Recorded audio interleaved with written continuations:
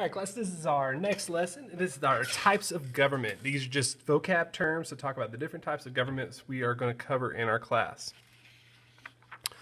The first type of government we have is a democracy. So two things we need to know about a democracy is a government by the people. That means the people are going to vote people in, are going to work with each other and try to make the best of it. And it's going to be the rule of majority. So we're going to make sure a majority rules so we don't have anybody trying to abstain from something and stopping progress from happening in a country. It was originally started by the Greeks and became the popular choice of governments. And today it's the government we have in America. The next one that we have is republic. It is a government having a chief of state who is not a monarch and is usually a president.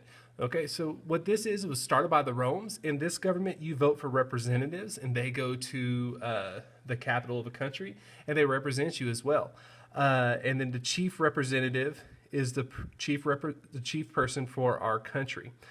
We have different examples. Rome was the first one, Dominican Republic. We have other republics around the nation. America has a quasi version of a democracy and a republic put together. Constitutional monarchy. A monarchy acts as head of state within its parameters of a constitution. That means that the Queen of England, this is Queen Elizabeth II here, she has the ability to be a queen, but at the same time, she has to answer to the people. She can't just do what she wants to when she wants to.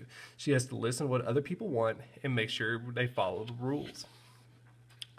Dictatorship. This is an absolute power. Is it concentrated in a dictator or a small clique?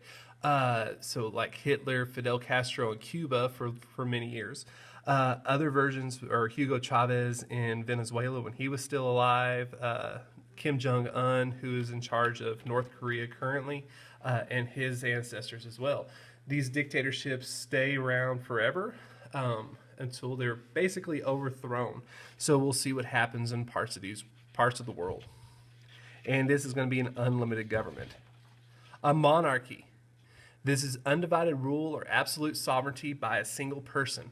So the king has complete control. Constitutional monarchy, the king or queen has very limited control. Here under monarchy, they have absolute control. Again, unlimited.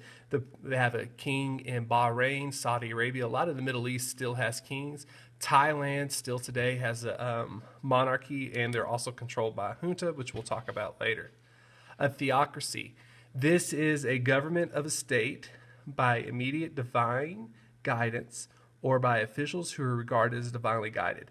So this is going to be one of those where people are associated with being close to God. God is going to have a lot of control over everything that they do. The most popular version of a theocracy today is what we have in Iran.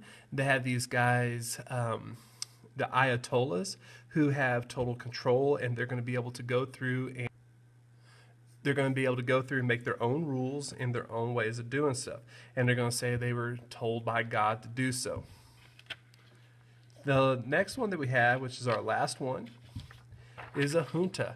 Okay, it's not a junta. It's a junta. It's a Spanish word.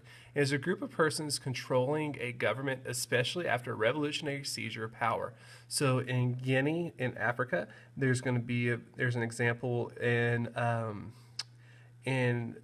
Argentina here is another example, and we have other examples inside the world, like in Thailand today and other parts of Southeast Asia. We'll talk about that when we get there. So make sure you get all this information copied down and be ready for the following directions.